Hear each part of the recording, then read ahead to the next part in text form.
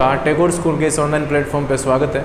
हम कक्षा 12 में प्रोबेबिलिटी पढ़ रहे हैं और प्रोबेबिलिटी में आपका एक्सरसाइज चल रहा है 13.4 और इसमें 14 क्वेश्चन कर लिए। 15वां देखिए, 14 क्वेश्चन कर लिए। इसमें 15वें क्वेश्चन में लिखा हुआ है, एक बैठक में 70% सदस्यों ने किसी प्रस्ताव का अनुमोदन किया है और 30% सदस्यों ने विरोध किया है। तो ध्यान से देखना, इसमें अनुमोदन किया है, प्रस्ताव का अनुमोदन किया है तो उसकी प्रायिकता को मैं लिख लेता हूं।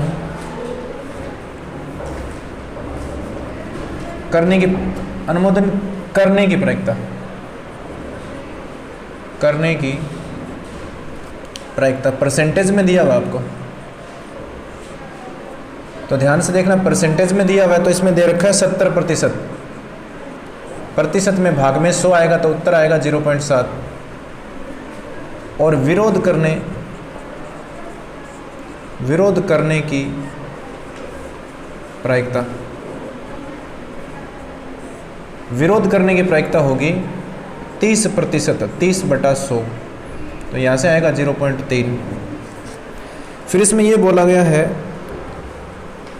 यदि उस सदस्य ने प्रस्ताव का विरोध किया हो तो x बराबर 0 लिया गया है। x बराबर 0 है ना, इसका मतलब है विरोध करना। विरोध करना, तो मुझे बताइए विरोध करने x बराबर 0 की प्रायिकता कितनी होगी। यहाँ देखो 0.7 है, विरोध करने के 0.3 है और x बराबर 1 लिया है, इसका मतलब उसने अनुमोदन किया है, कहना मानना है, उसके साथ में है ना, उससे सहमत है, अनुमोदन करना है। तो अनुमोदन करने की प्रायिकता आपको ऊपर नज़र आ रही है, कितनी है। अनुमोदन x बराबर 1 का मतलब अनुमोदन करना है, तो अनुमोदन करने की प्रायिकता कितनी है, 0.7 है। फिर इसने बोला है कि आपको इसमें वेरिएंस ऑफ x निकालना है। वेरिएंस ऑफ x मैं बता देता हूँ क्या होता है, v ऑफ x, या इसको थोड़ा डिटेल में लिखते हैं VAR ऑफ x। इसका वेरिएंस ऑफ x का मतलब होता है प्रसरण। इसका मतलब क्या होता है, प्रसरण होता है, ठीक है। और आपको E ऑफ x भी निकालना है, इसका मतलब क्या होता है, माध्य, ठीक है। ये दोनों निकालने हैं।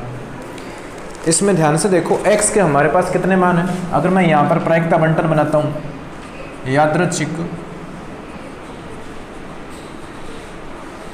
यादृच्छिक चर x के लिए प्रायिकता बंटन। अब ध्यान से देखना, प्रायिकता बंटन है तो इसमें आपको करना क्या होगा, यहाँ हम x लिखेंगे, यहाँ p ऑफ x लिखेंगे। यह एक काम करते हैं, टेबल इस प्रकार बनाते हैं, यहाँ लिख दो p ऑफ x। अब आपको पता है ये xi होता है, ये यहाँ p ऑफ xi। फिर आपको xi pi भी चाहिएगा और आपको xi स्क्वायर भी चाहिए, और इसमें आपको एक और चाहिए होता है p ऑफ xi और इंटू xi स्क्वायर, ये इतना चाहिए। ध्यान से देखना, xi हमारे पास 0 है और 1 है। जब 0 है तो प्रायिकता हमारे पास कितनी है, 0.3 है, और x बराबर अगर 1 है तो प्रायिकता हमारे पास 0.7 है। xi को pi से गुणा करेंगे या तो 0 आएगा, और इन दोनों को गुणा करने पर यहाँ कितना आएगा, 0.7 आएगा। xi का स्क्वायर, 0 का स्क्वायर कितना होता है, 0 होता है, और 1 का स्क्वायर कितना होता है, 1 होता है। pi और xi स्क्वायर को गुणा करेंगे तो यहाँ pi कितना है, 0.3 को 0 से गुणा करने पर 0.3 आएगा, 0 आएगा, और यहाँ 0.7 को 1 से गुणा करेंगे तो 0.7 आएगा। अब आपसे पहले तो ये पूछा गया है सिग्मा नहीं, E ऑफ x, ये होता है म्यू। इसका फॉर्मूला होता है सिग्मा pxi इंटू xi। इसका मतलब है आपको इसे जोड़ना है, तो इनको अगर हम जोड़ते हैं तो इनको जोड़ने पर कितना आएगा, 0 + 0.7, तो फाइनली आएगा 0.7। ये तो हमारे पास आ गया म्यू। अब ध्यान से, ये माध्य है ना, इसे हम क्या लिखते हैं, माध्य। अब ध्यान से देखना, अब आपको चाहिए और क्या चाहिए, ध्यान से देखो, आपको चाहिएगा अब इसका भी टोटल चाहिए, sigma P of X I into X I square, इसका भी टोटल चाहिए। तो इसका टोटल कितना होगा, ध्यान से देखो, इनको जोड़ने पर कितना आएगा, इसका भी 0.7 आएगा। अब आपको वेरिएंस ऑफ एक्स निकालना है, इसका मतलब ये हुआ प्रसरण। तो इसका फॉर्मूला होता है, और इसे हम क्या बोलते हैं, ई ऑफ एक्स का स्क्वायर, इसे रिप्रेजेंट करते हैं। इसी को मैं लिख सकता हूँ ई ऑफ एक्स का स्क्वायर, और इसका मान कितना है 0.7। यहाँ अगर हम देखें तो ई ऑफ एक्स स्क्वायर और माइनस ई ऑफ एक्स का होल स्क्वायर ये होता है। इसका वैल्यू आपके पास कितना है 0.7 है, माइनस ई ऑफ एक्स कितना हमारे पास, ये भी 0.7 है, लेकिन इसका स्क्वायर है। तो इसे अगर मैं हल करता हूँ तो 0.7 माइनस इसका स्क्वायर होता है 0.49, तो यहाँ आएगा 0.21, घटाने पर कितना आएगा 0.21। तो ये हो गया माध्य और ये हो गया प्रसरण। ठीक है, नेक्स्ट क्वेश्चन देखिए, क्वेश्चन नंबर 16।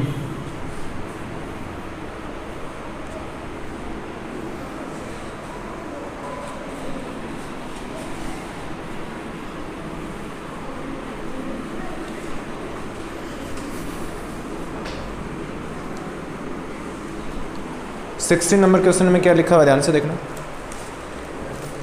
इसमें ये लिखा हुआ है,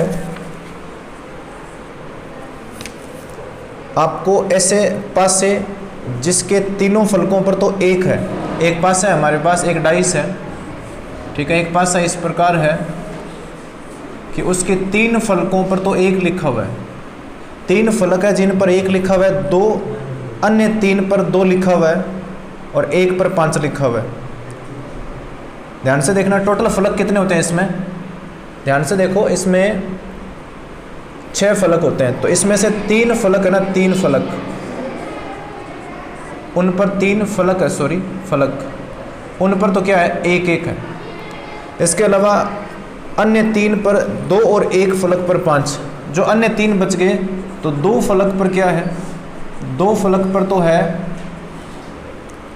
2 और 1 फलक पर और क्या होगा फिर 5, 1 फलक पर 5 है। ध्यान से देख लेना इस बात को उछालने पर प्राप्त संख्याओं का माध्य निकालना है हमें। एक बात बताइए आप मुझे, इसका मतलब ये है इस पर 1 है, इस पर 1 है, और मान लीजिए कि ये जो इस तरफ एक फलक है इस पर 1 है, इसके अलावा कितने फलक बच गए हमारे पास। तो यहाँ देखो ध्यान से, एक तो सामने वाला फलक है, ठीक है, और एक नीचे वाले फलक को मैंने 2 मान लिया, तो 1 और बच गया, इसको मैंने क्या लिख दिया 5। इसमें मैं फिर बताता हूँ, एक आपके पास ऐसे बॉक्स है, तो इसमें कितने फेस उसे 2 आमने सामने वाले, 2 आमने सामने वाले ये, और 2 ऊपर नीचे वाले, 4 हो गए, सॉरी 6 हो गए ना। इनमें से 3 पर तो 1-1 लिखा हुआ है, ये 1-1 कितनी बार है, 3 बार है। या मैं ये लिख सकता हूँ, अगर मैं ये लिखूँ कुल परिणाम जिसे हम सैंपल स्पेस लिखते हैं, कुल परिणाम में क्या क्या आएगा, 1-1 और 1 आएगा, फिर 2-2 आएगा, फिर 5 आएगा। तो एक पासे पर कुल 6 ही तो साइड होती है, उनमें से 3 पर तो 1-1 लिखा हुआ है, 2 पर 2-2 लिखा हुआ है और 1 पर 5 लिखा हुआ है। अब ध्यान से देखना, यहाँ जो यादृच्छिक चर है ये क्या है, ध्यान से देखना, ये है संख्या प्रकट होना, संख्या प्रकट होना। अब मुझे बताओ, संख्या प्रकट होना, ध्यान से देखना, x का मान क्या क्या हो सकता है, x का मान 1 हो सकता है, x का मान 2 हो सकता है और x का मान 5 हो सकता है, क्योंकि इस पर है ही इतने ही। ठीक है भाई, 3 थोड़ी आ सकता है, 3 नहीं आ सकता। क्यों नहीं आ सकता 3? क्योंकि 3 तो पासे पर है ही नहीं। अब ध्यान से देखना, x पर पासे पर 1 आने की प्रायिकता कितनी होगी, तो मुझे बताइए 1 कितनी बार है इसमें, 3 बार, तो यहाँ होगा 3/6, तो आंसर आएगा 1/2। p ऑफ x इक्वल 2 पर, तो 2 पर ध्यान से देखो, 2 कितनी बार है इसमें, 2 बार है, तो 2/4, तो आंसर आएगा इसका 2/6, सॉरी, तो आंसर आएगा इसमें 1/3।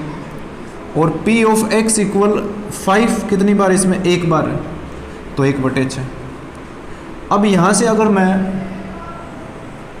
माध्य पूछे आपसे, तो यहाँ x लिखो और यहाँ हम लिखेंगे p ऑफ x। हमारे पास जो मान है वो लिखेंगे, ध्यान से देखना, मेरे पास x का मान कितना, 1 है, 2 है और 5 है। 1 पर प्रायिकता कितनी है, 1/2 है। 2 पर कितनी है, 1/3 है। और 5 पर 1/6 है। अब आपसे माध्य पूछा गया, माध्य क्या होता है? म्यू होता है, या फिर हमें इसे लिखते हैं ई ऑफ एक्स, और इसका फॉर्मूला होता है sigma P of X I into X I. तो सिंपल ये हुआ कि आपको पी प्रायिकता को और उसके यादृच्छिक चर को गुणा करना है। 1/2 को 1 से गुणा करेंगे, प्लस 2 को 1/3 से गुणा करेंगे, प्लस 5 को गुणा करेंगे 1/6 से। तो ये आएगा 1/2 प्लस 2/3 और प्लस 5/6। लघुत्तम कितना आएगा यहाँ पर? 6 आएगा एलसीएम। 2 का भाग 3 बार 3 आएगा, 3 का भाग 2 बार 4 आएगा, और यहाँ आएगा 5। तो ये कितना हो गया? 7 और 5 12, 12/6। तो आंसर कितना आएगा? 2 आएगा। तो इसका जो माध्य है वो कितना आएगा? 2 आएगा। ठीक है, माध्य ही पूछा आपसे, सिंपल है। ये ऑप्शनल में एक नंबर का सवाल आ सकता है इसे।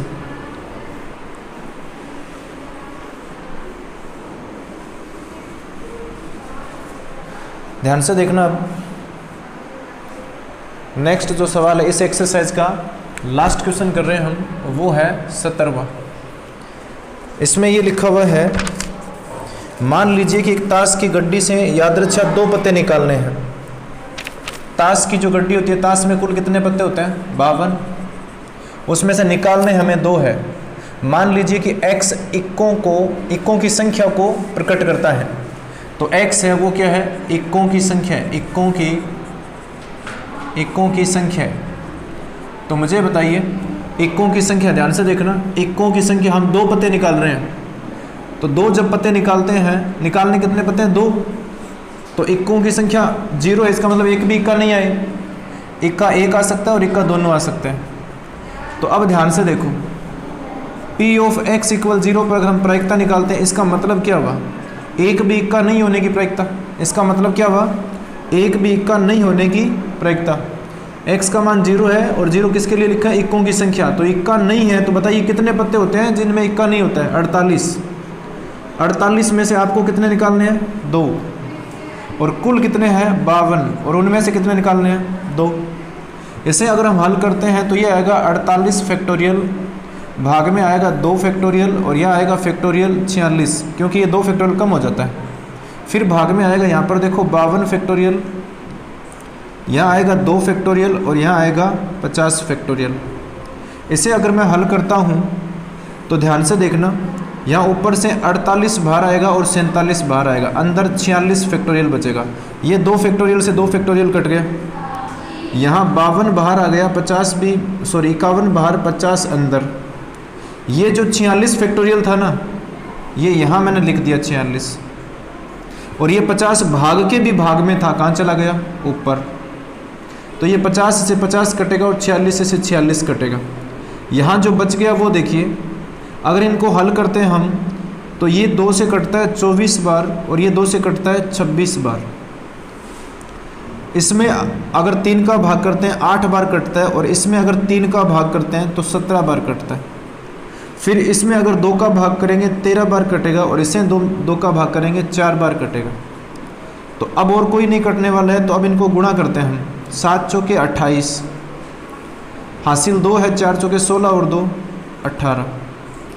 13 को यहाँ गुणा करेंगे, 13 7 91 होता है, हासिल मेरे पास बच गया 1, और 13 1 13 और 9 कितना होता है? 22। ठीक है, तो यहाँ से जो हमारे पास आंसर आएगा वो आएगा 188/221। ठीक है, अब इतनी कैलकुलेशन मैंने की है वो मैं सब हटा देता हूँ, क्योंकि फाइनली मैंने आंसर यहाँ लिख दिया। ठीक है, जगह बनाने के लिए। अब ध्यान से देखना, x बराबर अगर मैं 1 लिखता हूँ, इसका मतलब 1 इक्का आना। ठीक है, 1 इक्का आना। इक्के है कितने? 4, उनमें से लेना कितना है? 1। तो फिर बाकी पत्ते कितने बच गए? 48, उनमें से क्या लेना पड़ेगा? 1। समझ आ रहा है क्यों? क्योंकि हमें पत्ते लेने 2 है, और उनमें अगर 4 इक्के हैं तो इक्का तो 1 ही लेना है, तो दूसरा पत्ता बिना इक्का वाला लेना पड़ेगा। तो 48 में से 1 लेना है, और 4 में से 1, और नीचे आएगा 52 में से 2।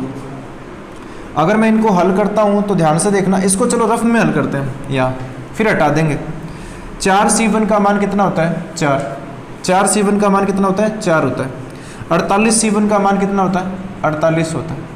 फिर ध्यान से देखो, नीचे 52C2 है तो इसको मैं लिखूंगा 52 फैक्टोरियल और भाग में 2 फैक्टोरियल और भाग में आएगा 50 फैक्टोरियल। अब यहाँ से इसे हल करते हैं तो 52 को मैं लिखूंगा, यहाँ ध्यान से देखना, 52 गुणा 51 और फैक्टोरियल में 50, तो 50 से 50 कट गया फैक्टोरियल वाला। और ध्यान से देखो, अगर ये 2 भाग के भी भाग में ये कहाँ चला गया, ऊपर 2 गुणा 4 गुणा 48 और भाग में कितना आएगा 52 गुणा 51। अब इसे मैं हल करूँगा तो अगर इसे काटते हैं 2 से 26 बार कटेगा, ये 2 से 13 बार कटता है और ये 2 से 24 बार कटता है। ध्यान से देखो, अब ये 3 से कटता है 8 बार और ये 3 से कटता है 17 बार, 17 3 51, ठीक है। अब कोई नहीं कटेगा इनमें, तो यहाँ 4 बचा है मेरे पास और यहाँ बचा मेरे पास 8। 8 और 4 को गुणा करेंगे तो हमारे पास कितना आएगा 32 आएगा। और भाग में ध्यान से देखो, 13 और 17 को हम पहले भी गुणा कर चुके हैं, 221 आएगा, ठीक है।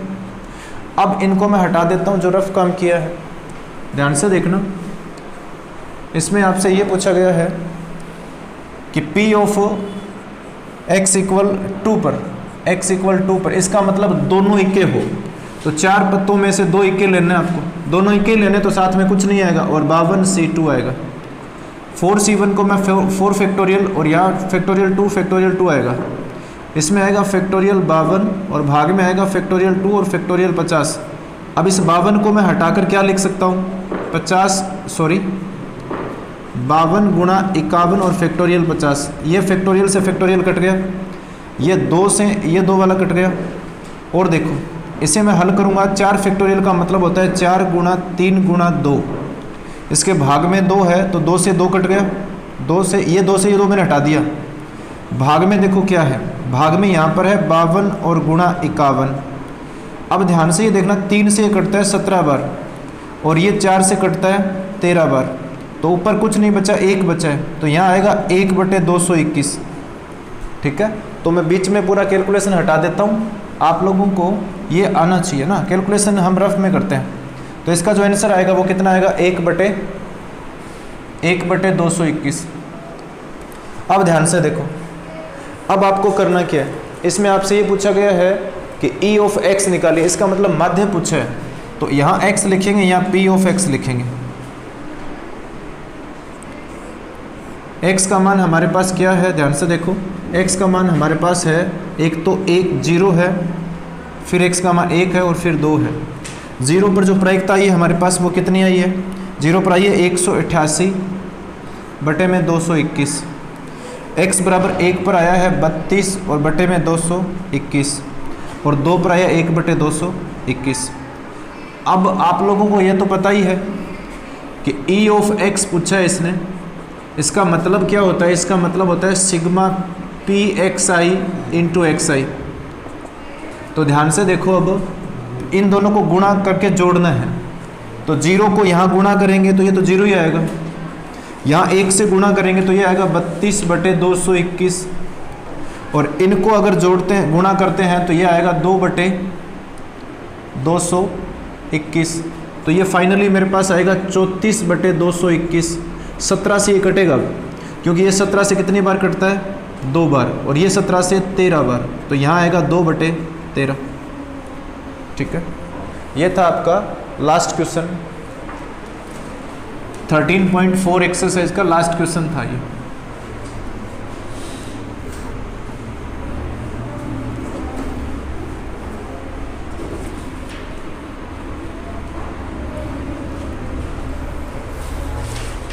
और अब हम पढ़ेंगे बर्नौली परीक्षण, बर्नौली ट्रायल्स और द्विपद बंटन। ध्यान से देखिए, बर्नौली वो है क्या, यादृच्छिक प्रयोगों के परीक्षणों को बर्नौली परीक्षण कहते हैं। यादृच्छिक प्रयोग कौन से है वो ध्यान से देखना। यादृच्छिक प्रयोग हमारे होते हैं x, ठीक है। x में जैसे मैंने x का मान 1 हो सकता है, 0 हो सकता है, 2, ये क्या है, ये यादृच्छिक प्रयोग है। और इनके जो परीक्षण करते हैं, इनका जो हम है ना टेस्ट करते हैं, ट्रायल करते हैं, उनको ट्रायल करने का जो प्रोसेस है उसको हम बोलते हैं बर्नौली परीक्षण।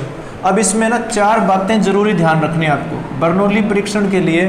ध्यान से देखना, हमारा टॉपिक है बर्नौली परीक्षण, बर्नौली ट्रायल्स बोलते हैं इसे। ध्यान से देखना, इसके लिए ये परीक्षण करने के लिए 4 बातें ज़रूरी है। सबसे पहली बात तो ये 4 बातें ध्यान से देखना।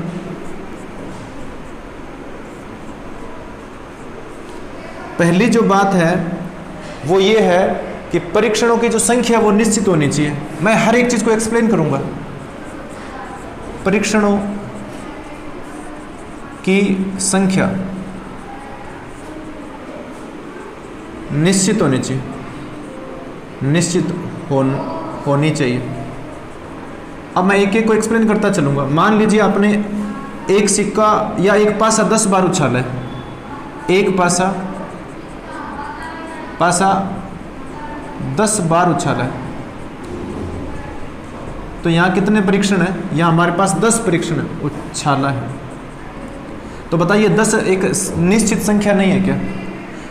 निश्चित का मतलब ये 100 भी हो सकता है, कितना भी हो सकता है, पर अनंत नहीं हो सकता। अगर मैं ये बोलता हूँ एक पासा 2 बार उछाला है तो ये 2 निश्चित है। इसका मतलब ये हुआ कि जो परीक्षण हम करेंगे उनकी संख्या क्या होनी चाहिए? निश्चित होनी चाहिए। उसकी जानकारी होनी चाहिए हमें हर बार, और उसे रिप्रेजेंट करेंगे हम n से, स्मॉल n से। किसे? परीक्षणों की जो संख्या होगी ना, संख्या, इसको रिप्रेजेंट करेंगे हम n से। फिर दूसरी बात क्या है? दूसरी बात यह है कि जो परीक्षण है वो स्वतंत्र होने चाहिए। परीक्षण क्या होना चाहिए? स्वतंत्र होना चाहिए। अब इसको मैं समझाता हूं। परीक्षण स्वतंत्र होना चाहिए। स्वतंत्र कैसे? मुझे ये बताइए, आपको 10 पासे उछालने हैं। जैसे मैंने एक पासे को उछाला, तो जब मैं दूसरा पासे को उछालता हूं, तो बताइए इस पासे को उछालने के लिए पहले वाले पासे से हमें पूछना थोड़ी पड़ेगा कि दूसरे को कैसे उछालें। यह स्वतंत्र है। तीसरे को अगर मैं उछालता हूं तो तीसरा उछालते हैं तो इन दोनों पर कोई फर्क नहीं पड़ता, क्योंकि हम पासे को कितनी बार उछाल रहे हैं? 10 बार। तो जब पहले पासे को मैंने उछाला है तो जो बाकी हमारे पास है उन पे कोई फर्क नहीं पड़ता। जब मैंने पहले को उछाल दिया और मैं अब दूसरा उछाल रहा हूँ, तो दूसरे को उछालने पर पहले वाले पे कोई फर्क नहीं पड़ता, क्योंकि ये पासे है ही अलग अलग। तो स्वतंत्र होनी चाहिए। वो क्या होने चाहिए? परीक्षण पूरे क्या होने चाहिए? स्वतंत्र। बात समझ आ रही है? परीक्षण क्या होना चाहिए? स्वतंत्र होना चाहिए। ये ज़्यादा आपको ना, जो मैं सवाल करवाऊंगा, क्वेश्चन करवाऊंगा, तब समझ आएगा। फिर जो तीसरा है, उसमें परीक्षण के 2 ही टाइप होने चाहिए। परीक्षण के 2 ही प्रकार होने चाहिए, के 2 प्रकार होने चाहिए। कौन से कौन से? या तो परीक्षण सफल होना चाहिए या फिर असफल। इसके 2 टाइप है। एक तो है सफल परीक्षण, सफल परीक्षण, और इसमें दूसरा जो टाइप है वो है असफल। ये भी मैं समझाऊंगा। असफल परीक्षण कैसे? ध्यान से देखना, मुझे ये बताना। अगर हम 10 पासों को उछाल रहे हैं, अब 10 पासों को उछालने पर मैंने बोला कि सफल परीक्षण है ना, सफल जो परीक्षण है वो है क्या? वो मैंने मान लिया कि सम आना है, सम संख्या आना है, सम संख्या आना है। तो बताइए असफल क्या होगा? विषम संख्या नहीं होगा क्या? असफल परीक्षण क्या होगा? विषम आना होगा। एक बात बताइए मुझे, हम चलिए एक बार ना ये बोल देते हैं कि एक ही पासे को उछाल रहे हैं। जब एक पासे को उछाल रहे हैं तो बताइए सम संख्या क्या क्या होता है? 2, 4, 6। तो फिर विषम क्या होता है? 1, 3 और 5। बताइए दोनों सेम नहीं है क्या? ये भी 3 और ये भी 3 है। 2 ही टाइप होना चाहिए। वो भी है ना, ध्यान से सुन लेना। टाइप कितने? 2 ही, इनके अलावा और कोई नहीं है। जैसे अगर सिक्के की बात करता हूँ, एक सिक्के को मैंने 5 बार उछाला है, तो उसमें 2 ही टाइप है, या तो हेड और या टेल। तो 2 ही परीक्षण होना चाहिए, या तो सफल होना या फिर असफल होना। तो परीक्षण क्या होना चाहिए? 2 ही टाइप का होना चाहिए। आपकी बुक में भी ये लिखा हुआ है। बुक में इसको थोड़ा अलग तरीके से लिखा हुआ होगा। प्रत्येक परीक्षण के तथ्य 2 ही परिणाम होने चाहिए, 2 ही प्रकार के परिणाम होने चाहिए। यहाँ मैं अब है ना, ध्यान से समझना, थोड़ा और एक्सप्लेन करता हूँ। यहाँ हम सम की बात करते हैं तो दूसरा केवल विषम होना चाहिए। अब यहाँ पर अभाज्य कोई तीसरा नहीं होना चाहिए।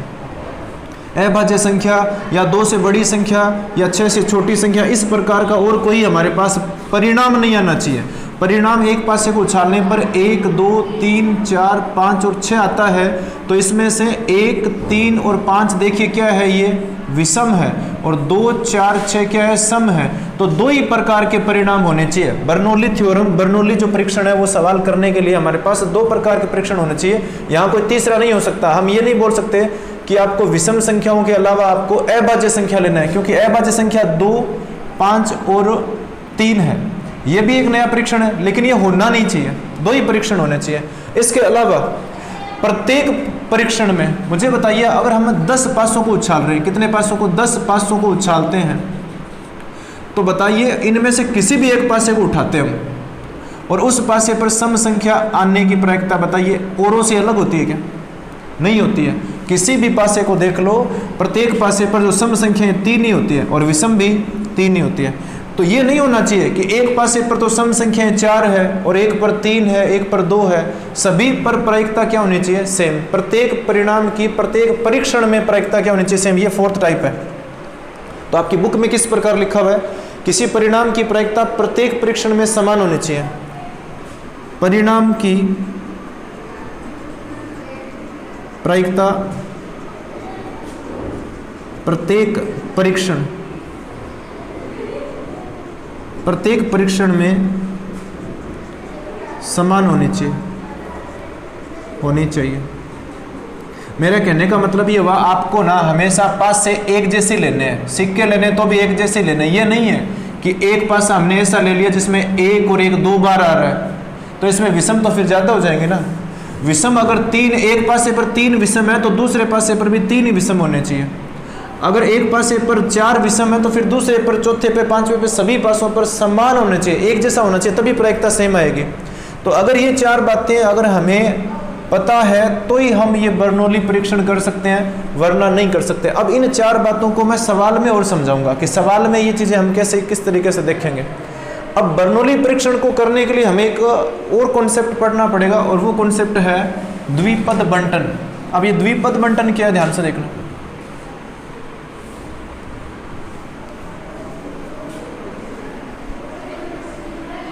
हमारे पास एक घटना है ई, घटना है एक हमारे पास ई, और उसमें कुल परीक्षण कितने हैं? n है।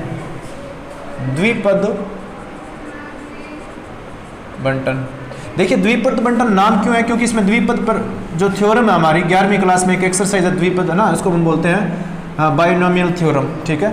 ये यूज होता है इसमें, इसलिए बोलते हैं इसको द्विपद बंटन। अब ध्यान से समझना, मेरे पास एक घटना है, एक घटना है और उस घटना में कुल कितने परीक्षण है? परीक्षण कितने हैं? n है। अब ध्यान से समझना, घटना है सिक्के को उछालना। मान लीजिए सिक्का उछालना, सिक्का उछालना, ये तो है घटना। अब कितने सिक्के उछालना, वो क्या होगा? परीक्षण। मान लीजिए मैंने बोल दिया आपको 10 सिक्के उछालने, घटना है सिक्का उछालना और 10 बार उछाल रहे हैं, इसका मतलब परीक्षण कितने हो गए? 10, n का मान 10। फिर ध्यान से देखना, इसमें जो सफल घटना है, सफल होना, सफल परीक्षण लिखता हूं मैं, सफल परीक्षण, उसकी प्रायिकता, सफल परीक्षण की जो प्रायिकता है उसे हम लिखेंगे P, और यह माना है मैंने ये, और असफल परीक्षण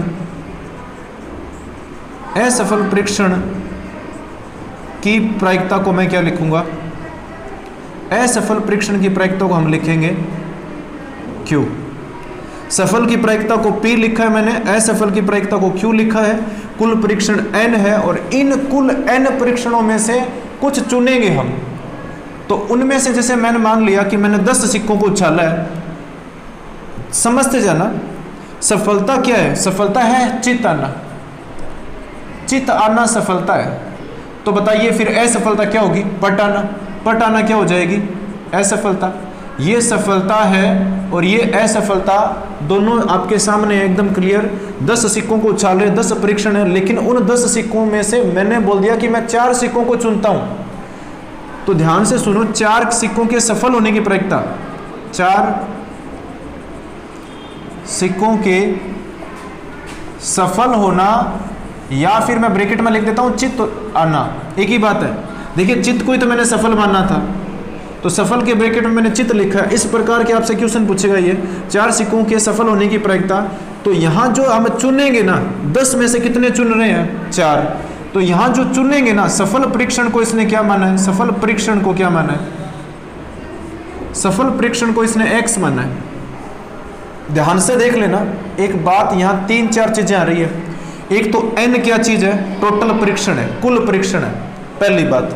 दूसरी बात है कि यहां सर आपने लिखा है सफल परीक्षण, लेकिन आगे भी तो कुछ लिखा है कि प्रायिकता को P मानना है, लेकिन सफल परीक्षण को क्या माना है मैंने, X। ध्यान से समझना, 10 सिक्के हैं आपके पास, इनमें से आपको 4 चुनने हैं, वो भी सफल चुनने हैं। और सफल उसमें लिखा हुआ आएगा कि आपको सफल किसको मानना है, तो सफल किसको मानना है हमने, चित्त को। इसका मतलब 4 चित्त है ना, उसकी प्रायिकता पूछ रहा है 4 की, तो सफल 4 है। तो बताइए फिर जो असफल है वो कितने बच गए, 6। भाई टोटल 10 है, 4 सफल है, तो असफल वाले कितने बच गए, 6। ध्यान से देखना, इसका फॉर्मूला होगा, इसे रिप्रेजेंट करने का तरीका है P ऑफ X। रिप्रेजेंट करने का तरीका है P ऑफ X। 4 सिक्कों के सफल आने की प्रायिकता को रिप्रेजेंट करने का तरीका है P ऑफ X। अब मुझे बताइए, इसका फॉर्मूला है N कुल परीक्षण है आपके पास, कुल परीक्षण N है, उनमें से चुनना कितना है, X चुनना है। कितने परीक्षण चुनते हैं आप, X। अब इन X के सफल होने की प्रायिकता, तो मुझे बताइए कि सफल होने की प्रायिकता यहाँ क्या है, P है, पर ये तो एक परीक्षण की है ना। ध्यान से देखना, ये मैंने P लिखा, पर ये P कितने परीक्षण की है, एक परीक्षण की है, लेकिन हमारे पास सफल परीक्षण कितने हैं, सफल परीक्षण कितने हैं, X है। सफल परीक्षण कितने हैं, X, तो P पर पावर आएगी X। अब यहाँ गुणा में जो असफल है वो कितने आएंगे, वो आएगा N माइनस X। ये फॉर्मूला बन गया, ये फॉर्मूला बन गया, ध्यान से देखना। और यहाँ जो ये फॉर्मूला बना है ना, ये 11th क्लास में जो द्विपद पर में एक टॉपिक है उस पे बेस्ड है, इसलिए इसने क्या नाम दे दिया इसका, द्विपद बंटन। अब एक बात ध्यान से समझना, यहाँ आपको इस फॉर्मूले में सब कुछ पता होना चाहिए, N क्या है, X क्या है, P क्या है, Q क्या है। ध्यान से समझना, हमारे पास कुल जो परीक्षण होंगे वो क्या होगा, परीक्षण वो क्या होंगे, N। उनमें से जिनको चुनना है वो यहाँ X होगा। अब जो चुनेंगे ना वो हम हमेशा सफल मानेंगे, और जिसके अलावा जो बच गए वो क्या होंगे फिर, असफल। P मैंने क्या माना था, P सफल परीक्षण की प्रायिकता है, तो ये X सफल परीक्षणों की संख्या है, तो बताइए सफल पर ही आएगा ना X। देखिए सफल इसको मानना है P को, सफल P को मानना है, तो बताइए सफल परीक्षण की जो संख्या है वो P पर ही आएगी।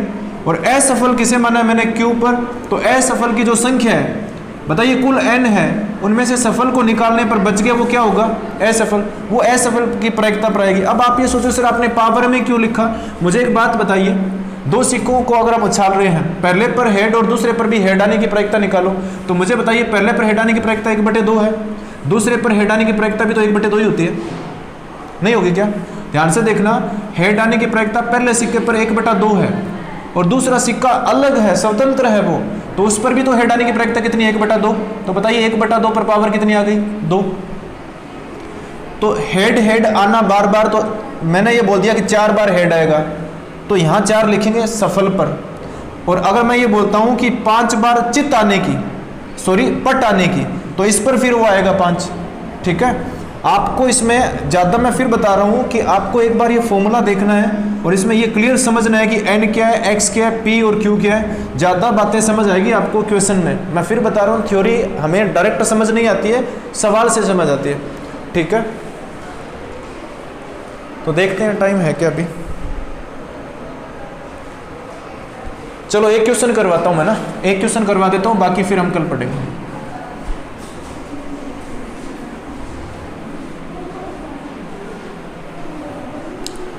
तो 13.5 जो हमारी लास्ट है ना, सिलेबस कंप्लीट होने जा रहा है, लास्ट 13.5 जो एक्सरसाइज हमारी बची है वो हम करते हैं। उसमें फर्स्ट क्वेश्चन देखिए, और अभी जो मैंने आपको समझाया वो बातें आपको समझ आने वाली है पूरी।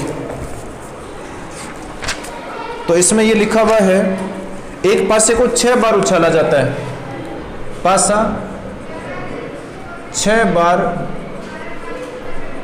उछाला जाता है, तो बताइए परीक्षण कितने हुए, परीक्षणों की संख्या, परीक्षणों की संख्या कितनी हो गई, परीक्षणों की संख्या को हम n लिखते हैं, कितना हो गया 6। समझ आना चाहिए बिल्कुल। अब परीक्षणों की संख्या कितनी है 6।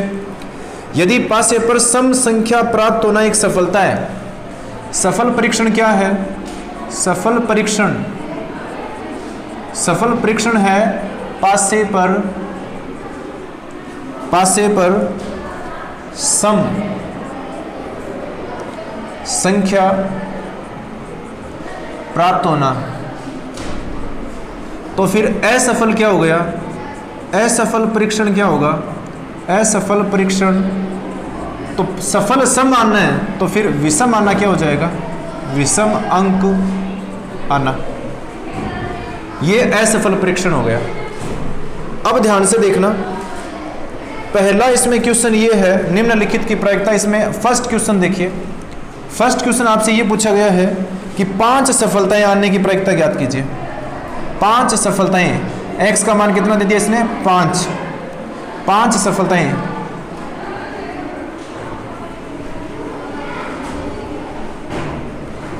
पांच सफलताएं आने की प्रायिकता, आने की प्रायिकता। तो इसका मतलब ये हुआ P ऑफ x, ये फॉर्मूला आपको याद रखना पड़ेगा, NCx P to the power x into Q to the power n minus x। अब ध्यान से समझना, आपको P निकालना पड़ेगा, Q निकालना पड़ेगा। P हमेशा क्या होता है, सफल होने की प्रायिकता। मुझे बताइए सफल परीक्षण क्या है, सम संख्या आना, एक पासे पर सम अंक कितने होते हैं, 3, और कुल कितने होते हैं, 6, तो प्रायिकता कितनी आएगी, 1/2।